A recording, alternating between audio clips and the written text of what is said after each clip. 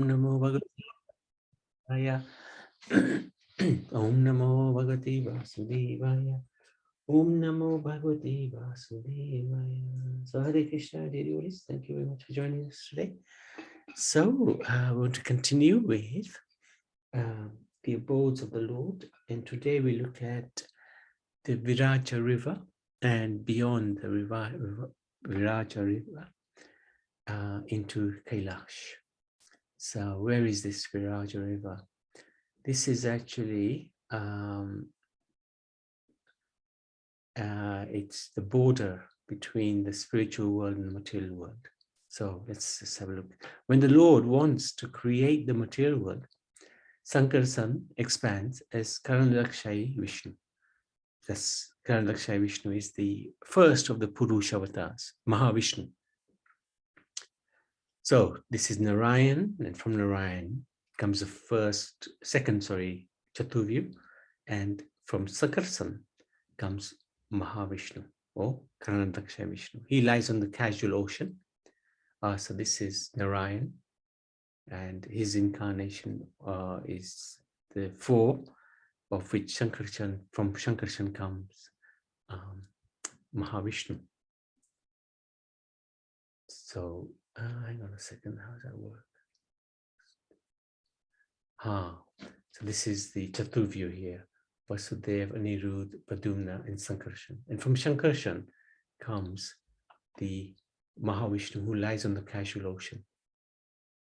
And in this Golok chart, this is where Mahavishnu is situated. So from his perspiration springs forth the vast expanse of water known as the Karana ocean, the casual ocean. Is also known as the Viraja River and is the border between the spiritual and the material world. There it is, the river, Viraja River.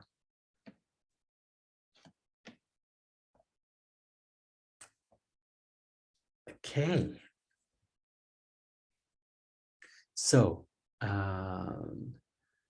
this is what is the border between the spiritual and material world.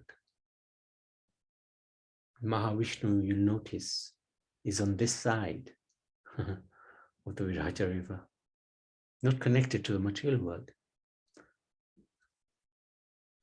Mahavishnu lies on the ocean, which is spiritual, in Yoga Nidra, transcendental slumber, with Rama Devi. And who's Rama Devi? His eternal consort. So they're both there. As he breathes out from the pores of his body, countless universes which float on the casual ocean emanate. When he breathes in, the universes go back into his body. So this is the primary creation of the material world. When he breathes out from the pores of his body, unlimited universes come out. And each universe lifespan is also given in the Vedic scriptures, 311 trillion, 40 billion years. That is equivalent to one breath as he breathes out. And his breathing in is exactly the same, 311 years, 311 trillion, 40 billion years. In his body resides trillions of jivas. Who are these jivas? They were in the material world previously. Why were they there? Because of desires, unlimited desires. So all of these are lying dormant in Mahavishnu when he is breathing in. And when he breathes out, they all come out into the various situations that they were in previously. Mahavishnu, he desires, Icha Shakti, he desires to liberate these souls. He wants these souls to go back to the Supreme Lord, or to allow them to continue with them trying to fulfill their desires. So he glances towards Rama Devi, whose shadow becomes Maya. So Rama Devi is the original, is the consort of the Lord, no different from Lakshmi Devi. And his glance towards her brings about Maya. So there you go. There's the glance towards Rama Devi. And now, what is this glance? What is this shadow? It's Prakriti, it's material nature. It's eternal. And when it's not manifested and it's in a subtle form, it's known as the Pradhan. It's the raw, unassembled material substance, which is what eventually Brahma works with. The basic elements for creation are this Pradhan, and by his glance, Kala Shakti, time starts. Jivas are transferred with their karma. When Prakriti manifests, it turns into Maha Tattva, and thus all material elements become manifest. This is really when Brahma comes into play, because he converts this Mahatattva into the various material elements. So this Pradhan is unmanifested. And only by the glance of Vishnu does this Pradhan become manifest as Mahatattva. By the glance of Mahavishnu, the Jivas come out of his body, and Rama Devi carries the function of the glance, which is Durga, Maya. Rama Devi's glance is effulgent and creates a halo, aura, which is the form of Shambhu. Rama Devi hands over the Jivas and Kala Shakti to Shambhu.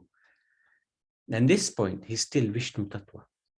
This is a little complex, a little bit more detailed than what we normally hear.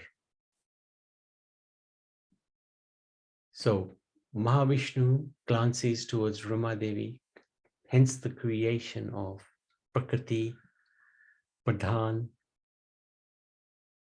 and then that becomes transformed into Mahatattva.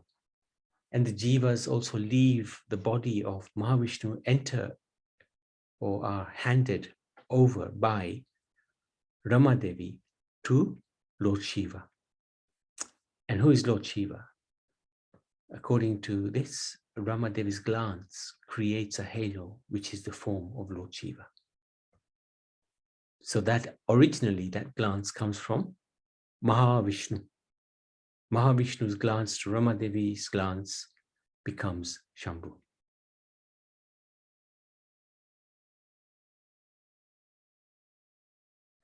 But this Shambhu is still Vishnu Tattva. He's not been yet transformed into Shiva Tattva. How does that happen? So we'll come to that in a minute. So there you go. Mahavishnu glances Rama Devi, transfers the living entities to Rama Devi, who then transfers. He has nothing to do with material energy. Then her effulgence, her glance, by that glance, she transfers to Shambhu, the living entities. And at the same time, Maya is created, Durga.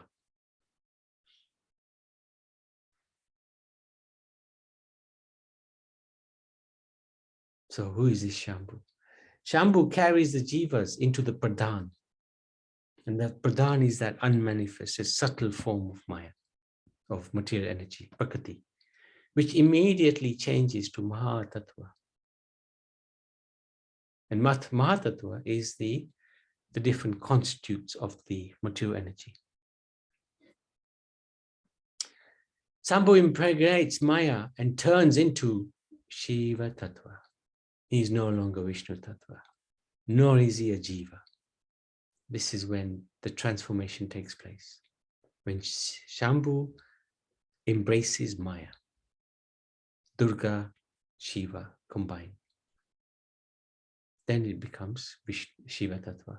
Because he's in touch with Maya. He can no longer be Vishnu Tattva. So Shiva's planet is half in this material world, and that's Shivaloka. And the lower half is in the material world, Mahakal Dham. This planet is in the northeast, although shown as south in the Golok chart. So there you go. This is Sadashivalok. This is Mahakal Dham. This is in the material world. And this is in the spiritual world. This planet is half in the material world, half in the spiritual world. And situated in the northeast corner of the spirit of the abodes of the Lord, where the material world is also situated. The Jivas who worship Shiva as Vaishnava, who know Vishnu as supreme, can go to Sadashivalok in the spiritual world. Those who worship Shiva for material gains won't come even to Mahakala Dham. The purest of them may reach the Pradhan or Kailash. So why is Shiva not equal to Vishnu? Because Shiva is in touch with Maya. This is where we saw here, Shambu impregnates Maya. And that transforms him to Shiva Tattva. He's in touch with Maya. Shiva Tattva is difficult to understand, as he has many features. He's Vishnu Tattva in Vaikuntha. He's Shiva Tattva in charge of Maya. He's also Vaishnava, because he's known as the greatest Vaishnava. And also he's sometimes bewildered. For example, Mohini Murti Leela. So this is quite a difficult area or challenging area of Vedic Dharma to understand, the Shiva Tattva. In fact, there are 6 Tattvas. Vishnu Tattva, perhaps the easiest of them all to understand. Of course, God is not easy to understand. There's Shakti Tattva, that's Srimati Radharani and her expansions, a little harder to understand. Guru Tattva, even more harder to understand. Jiva Tattva, who can understand us, God's sake. There's the Jada Tattva, Maya, dead matter. Shiva Tattva, it's the 6th of the Tattvas, possibly the hardest to understand, because there's both. Vishnu Tattva is also Shiva Tattva, is also Vaishnava, he also gets bewildered. So Shiva is in charge of Maya, an expansion of Shakti Tattva. But Mohini Murti bewildered Shiva, right? Even in front of Parvati and the sages. Why? Because she is non-different from Krishna. She's non-different from Yoga Maya.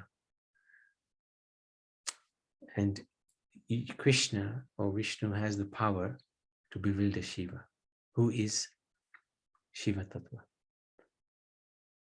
So she's Yoga Maya, not Mahamaya. And we know the pastime from the Bhagavatam. So a little bit more, who is Shiva? Lord Krishna is identified by Guru Sadhu Shastra as the Supreme Personality of Godhead and the source of all material and spiritual worlds. Lord Vishnu is an expansion of Krishna. When Vishnu wants to be in touch with this material world, he transforms into Shiva. And we saw a little bit more detail how that takes place. Vishnu glances over Rama Devi, who glances over, whose glance effectively is Maya and Shambhu. And when Shambhu unites with Maya, then Shiva Tattva is born. The Lord's glance wakes up material nature. So we saw that the Pradhan is given life by the Supreme Lord's glance. So Lord Shiva is the same as Lord Krishna, but also different, like milk and yogurt. Though milk and yogurt are essentially non-different, yogurt is a product of milk. One can use milk to make ghee, cheese, ice cream, or yogurt, but one cannot turn yogurt into milk. Because of Shiva's intimate contact with the material world, so theologically, Shiva is both God and yet different from God as well. And we see that because he's Vishnu Tattva as well as Shiva Tattva. Because of Shiva's intimate contact with the material world, the souls in this world may not receive the same spiritual restoration by worshipping him as by worshipping Vishnu. However, he's the greatest devotee of the Lord, Vaishnav Nam Yatha Sambhu, and always in meditation.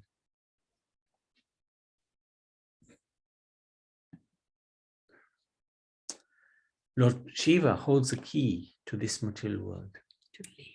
So he holds the key to leave this material world. However, Krishna holds the keys for the soul to enter the spiritual world. So Lord Shiva is very important in our tradition, in the Vedic tradition, even in the Gaudiya tradition. Lord Shiva's devotees are of three types: ghosts and hoblings, yogis, and those who want material possessions. Generally those three.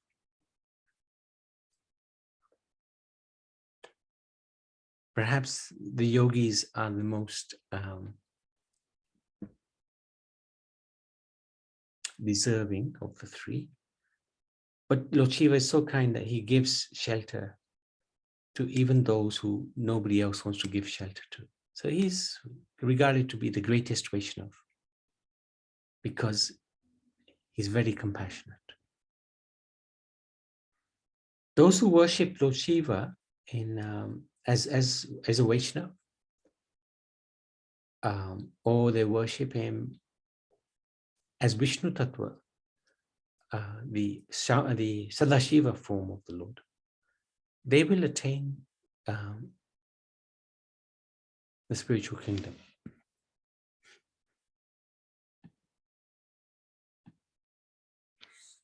But generally speaking, Lord Shiva is worshipped for material power, possessions. So that makes the situation much more complicated, because Lord Shiva is very kind-hearted. He will award his devotees whatever they want without looking at the consequences. So there's a pastime. What was the name of the demon? Anybody remember the name of the demon? Who wanted to kill him, who wanted to worship Shiva, but he did it by offering his flesh. And Shiva didn't appear. So he started to chop his own head off and offer it to Shiva. And at that point, Shiva appeared and said, "What are you doing, you fool?" So he said, "Well, I want to worship you." "Why?" "I want something from you." "Okay, what do you want?" "I want to, whoever's head I touch, they should die. It should explode." And Shiva just he grants the wish. So he granted the wish. And immediately this devotee, so-called devotee, wanted to touch the head of Lord Shiva. And in order to gain Parvati. And Lord Shiva ran. He went to Lord Vishnu, who tricked the devotee into thinking, how can Shiva, look at him, he's covered by ashes, he's got no clothes, he's got no possessions. How do you think he's able to give you such a nice boon? Touch your own head and see what I'm saying. It's not going to work. And of course, the demon touched his own head and he blew up. So generally, the nature of the Lord Shiva's devotees is that they want some material possessions. Hence why Yudhishthira Maharaj asked the question of Krishna, how come your devotees are poor? He asked Krishna this very cheeky question, actually. How come your devotees are poor? And you live in opulence. And how come Shiva is so poor, yet his devotees, not poor, but he lives in cemeteries and unholy places, and his devotees are so rich, living in palaces?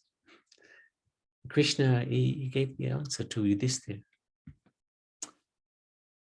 Before I give anything to my devotees, I will check it out first. Is this good for him or not? If it's good for my devotee, I will grant it. If it's not, then I will not. And then he gave this pastime we talked about just now, where this demon wanted to touch anybody's head and it would explode. So Lord Shiva won't look at the condition of the person asking for the boon. He will just give the boon if he's pleased. Big difference between Lord Shiva and Krishna. So that's all I wanted to share. If anybody's got anything else they would like to describe about Lord Shiva or Shivaloka, please, you may do so. Or if there's any questions, you may ask. Hare Krishna. Hare Krishna. Sunil. May I ask something, Prabhu? Sure. It's a bit different question. Are the Muslims also worshipping Shiva? Yeah, possibly. You mean what they have in Mecca? Yes, sir. Yes, Prabhu. Mm-hmm. Yeah, because we think it's a shivling. That's correct. That's correct. I don't know too much detail about it. All I've read is some articles explaining that in Mecca they have effectively the shivling. One of the Shivlings. Yeah. Hmm. That's right. Do you know any more detail? I have heard, but to be exact with the names, then I have to do some search. Yeah. Yeah. Yeah. Yeah. See, Lord Shiva is also incarnated as Shankarshan. And Shankaracharya. And Shankaracharya, he preached the Mayavadi philosophy, that God has no form. And if you look at the Islamic faith, they don't believe in the form of the Lord. Right? They just, I presume they believe it's some light. So that's in line with Shankaracharya's philosophy. So, yeah, there's quite a few similarities between Shankaracharya's philosophy and Islam.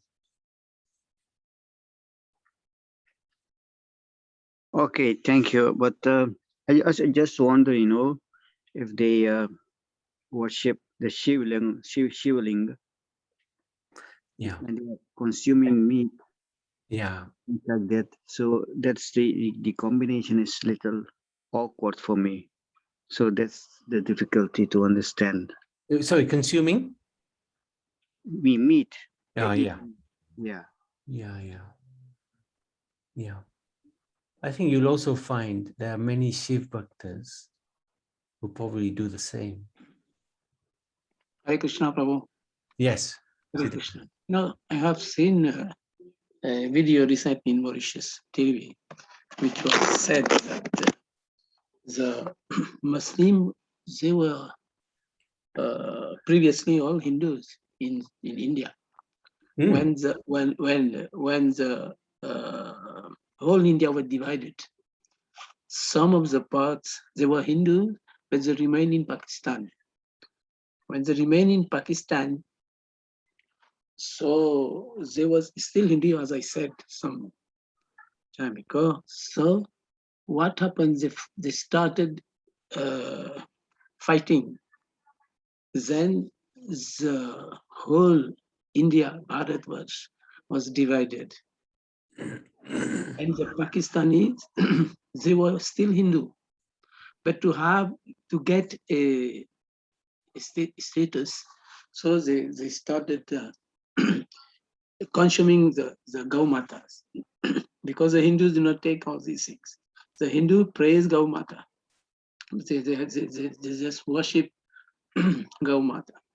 So what they do, they start, and still when they wear the I don't know how this is, it's some type of clothes above the head.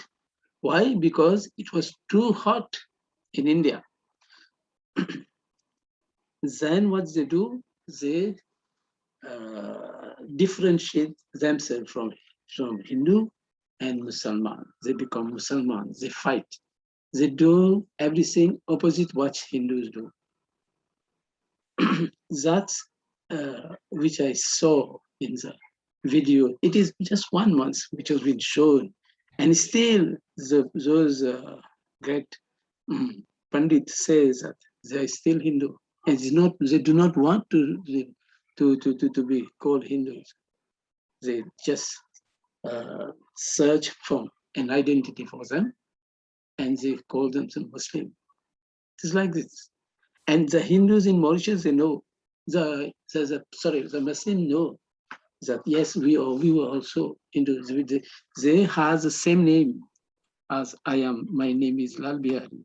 And they are Muslim in Mauritius, they are Lal Bihari. This is confusion. But we Hindu, we know, but we do not want to fight. You know our nature.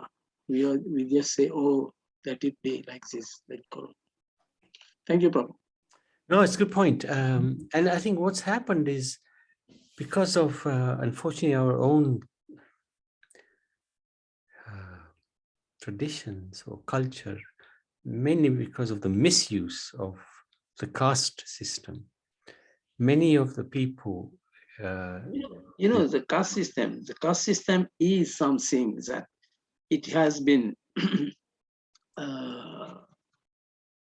it got the identity because somebody who only works in the field, they are Sudras. And somebody who has not had any education, he is Brahman. So it's like this. But in fact, the Brahmanas do worship, and they are so dear to Lord Krishna. So Lord Krishna says that if you worship me, you can go and get me. This is what but you know what happened, right? The Brahmins, they misused the caste system. So those who were like Shudras, they were not allowed to drink from a certain well of water. They were not allowed in the village or in certain parts. So then in the temple. So what happened? They decided, okay, you guys, you don't want us to go. We don't want to change religion. We're going to become Muslim now. And you can't stop us anymore. So that's why many people converted from Hindu to Muslim and Christian, because as Hindu, they had no rights, but as Muslim, they had all the rights. So this is our own fault. But which I said, the caste system by the Brahminical tradition. In their culture also, there are so many division, I don't know. Yeah, but they exploited but we ourselves let ourselves down. Instead of embracing everybody, we started casting them off. And then what do you expect? They're going to go and say, okay, you know what? Now I'm a Muslim. I'll have water. You don't even give me water. Now I can at least have water. I'll change religion. Their God is better than our God. So they have only desires to enjoy. They are not so much as we are praying, and they say that we are praying to murtis, all these things, but they do not know that the murti manifests. Murti manifests in many places. Yeah, I mean, we know the drawbacks, but we ourselves, the Hindu community, is at fault, Prabhu. We are at fault. It's not they are at fault. It's not the Muslims or the Christians who are at fault. We are at fault. We've dug our own grave. This is the problem. Mhm. We've dug our own grave. We've misused our own people. And that is a crying shame. That is a real disaster, and it's still happening to this very day. In some villages you go in India, this casteism is still there, prevalent. Yes. This point, I agree, because I was in Bharat. I saw all these things. Those people who are Sudras, they cannot approach, and those people who are Brahmana, whatever they are, they don't want to see them because they're so poor. They're doing so much labor to get a piece of roti, whatever we say, So it's like this. I've seen that in India. It is so critical. So Yeah. but So who will really, change? But our ISKCON is doing so best thing, Those people called in the temple gave them such service, and then they got initiated and started learning Bhagavad Gita, Srimad Bhagavatam as their teachers today. This is ISKCON. Hare Krishna. Hare Krishna. Yeah. One more thing, Prabhu. Yes. Please, maybe I have missed because I joined late. I was in a different class about computers.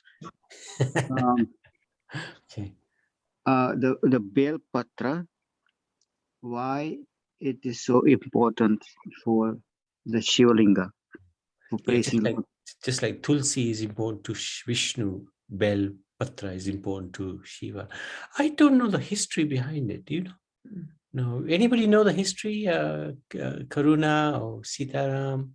The Bel Patra, it is something it is needed. It is very important item for Shiva. If you have not Bel Patra, I think Shiva will not accept.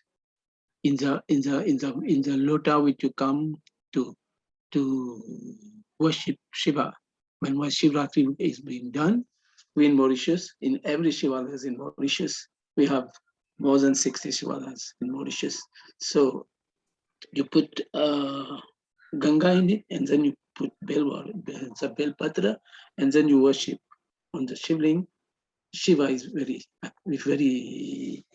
happy, and he accepts this offering. It is like this. Do we know why?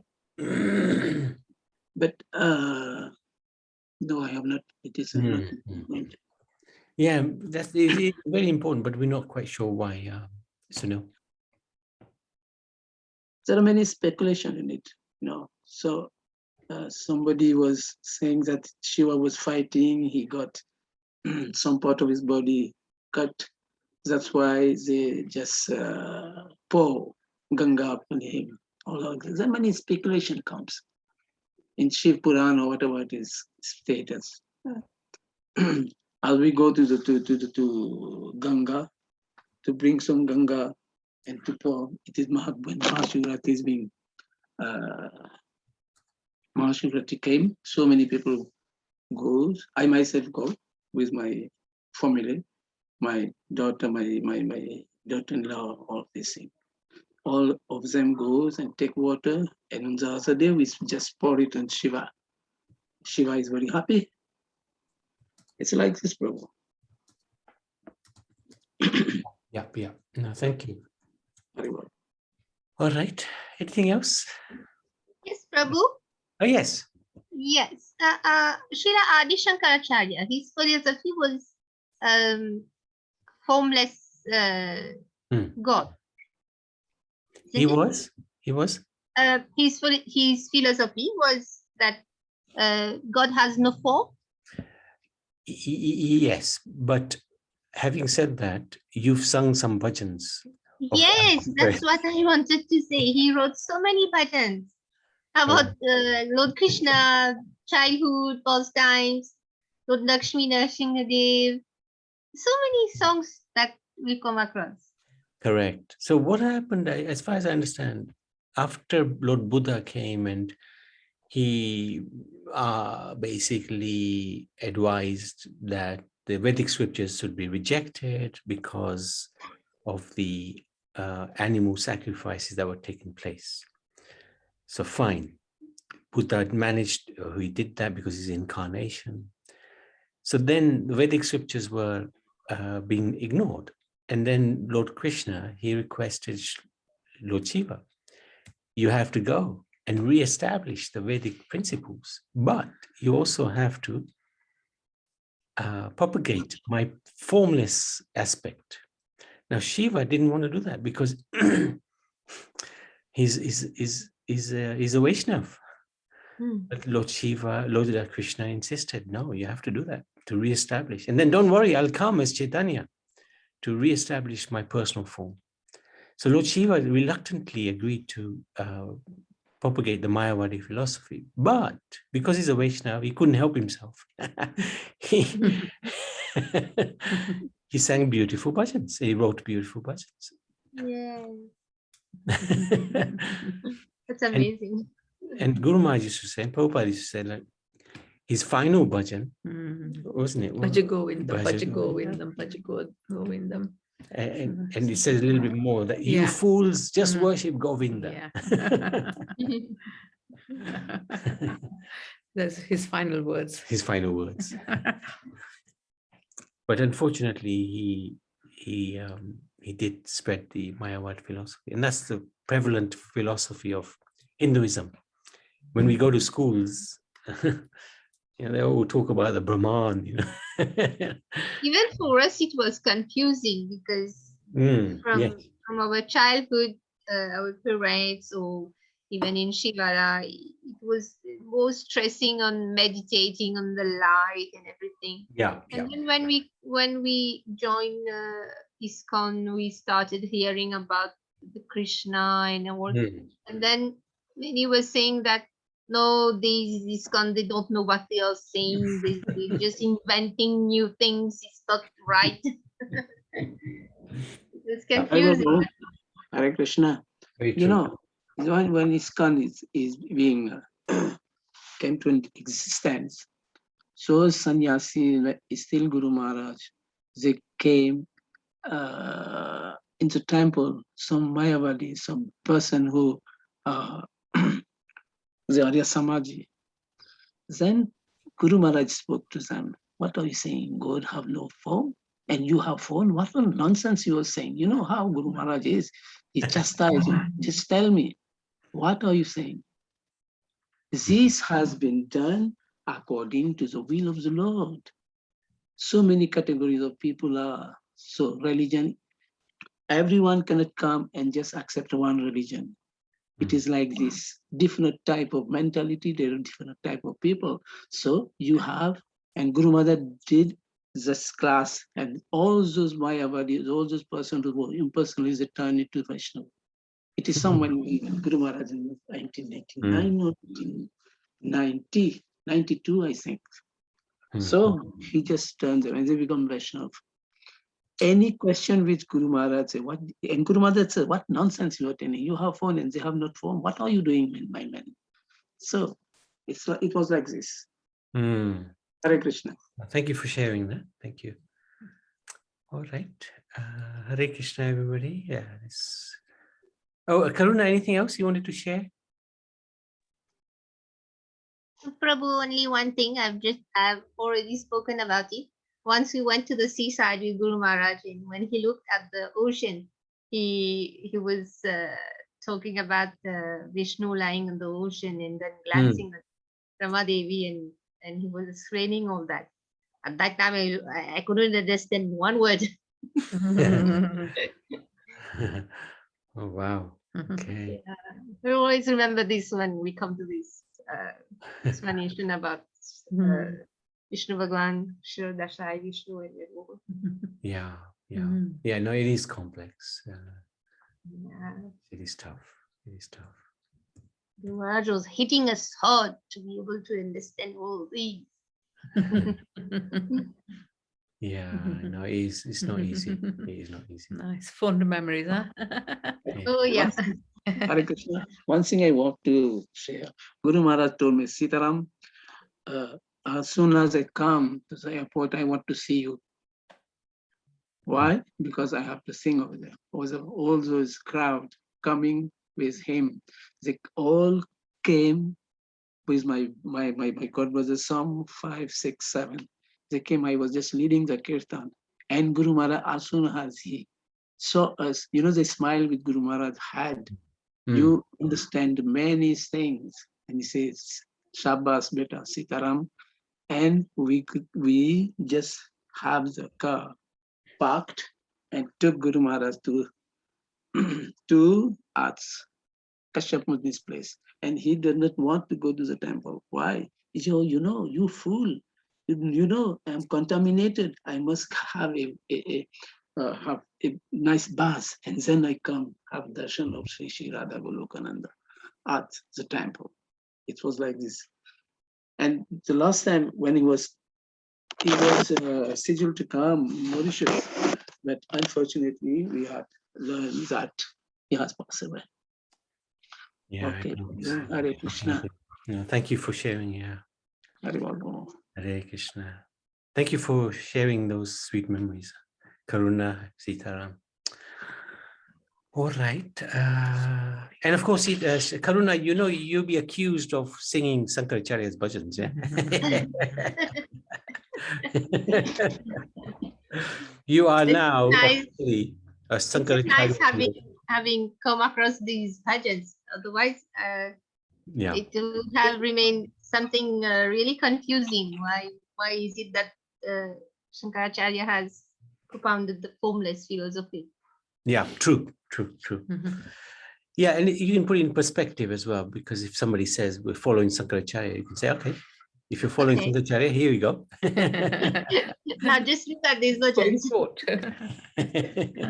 what he's talking about. Yeah, no, thank you for sharing those bhajans. I didn't realize that there were so many attributed to him or written by him. I thought there was just the 1 or 2. So you've opened eyes by sharing those bhajans. Maybe there are more. We have some 10 bhajans maybe on KP songs. Maybe there are more. Yeah, maybe, yeah. Interesting. Thank you so much. Okay, Hare Krishna. Lord Shiva ki jai, Sankaracharya ki jai. Oops. Yeah.